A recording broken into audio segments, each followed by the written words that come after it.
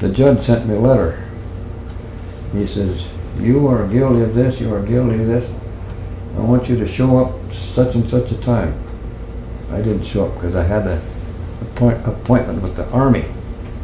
That takes precedence, right? I went there and I never paid my fine or anything. I never Okay, went so back. let's talk about this appointment with the Army. You got drafted? Yeah, I was drafted. Mm-hmm. And what year was this? 41? Is that when it was? 42. 42. Mhm. So, what was this like? There's a war going on. What was your feeling about this? Well, it was different. Yeah. They hauled me down to San Francisco, the induction center, and we got quite a lecture. You don't know what's ahead of you. You boys you're supposed to behave yourself and don't go off on a big binge and come in here drunk when you check in. You have a 2-week vacation before you check in. Well, I made the most of it. I wasn't into drinking, stuff like that, but I had a lady friend I wanted to go see before I went in the Army, and she lived up in Washington. Well, I got up there and found out she had another boyfriend. So on the way back, my motorcycle broke down up in Idaho.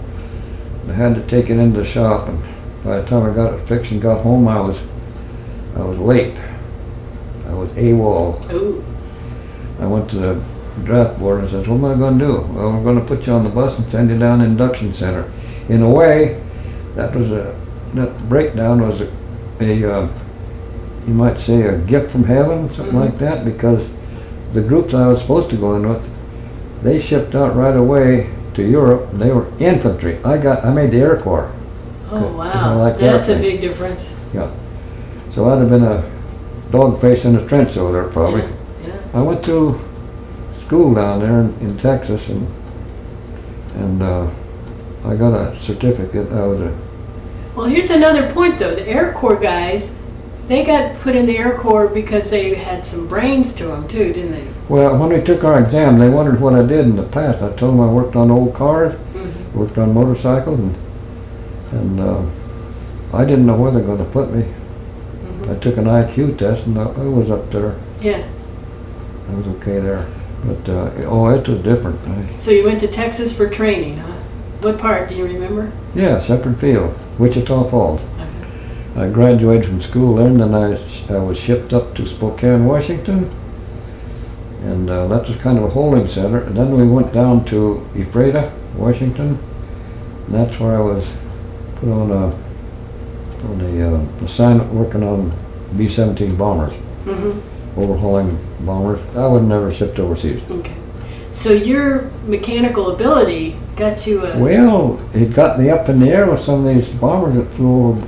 And I remember one instance we were up near the Canadian border, and one of the engines caught fire. And, oh boy, this is it. But we managed to get the thing out, and we had fire extinguishers and got it out. But imagine 4 engines, one of them on fire and way out there someplace. Yeah. We got it out. So was that your first time you ever flew? No, it wasn't the first time. I'd taken some lessons when I was 17 years old. I used to take a few lessons from a friend of mine had a plane. He charged me $5 an hour. That was a lot of money in those days. 5 days work. Yeah. What was that like for you the first time you got in a plane? Oh, I loved it. I bet. I liked it. But then after I was in the Air Corps, I made a few trips around the country in a bomber. I know one thing, that we had a group that just came back from Japan that had been fighting over there. One of the pilots says, I want you to come along. He said, we're going to need a little help up here. And he had one of these old fast planes.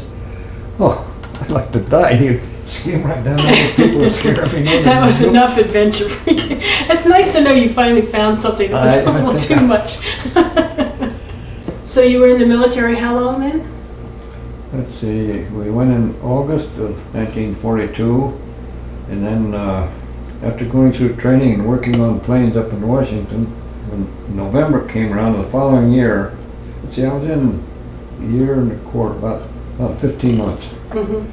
All of a sudden I get a discharge. But the war was still going on or not? War was still going on, yeah.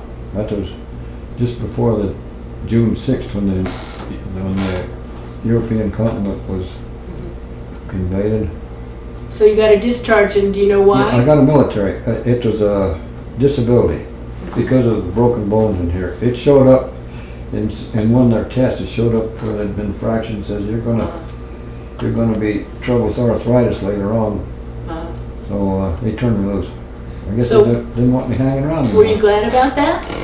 I had mixed feelings. I like to work, but all of a sudden I get a discharge and I said, well, I might as well go home now. Yeah.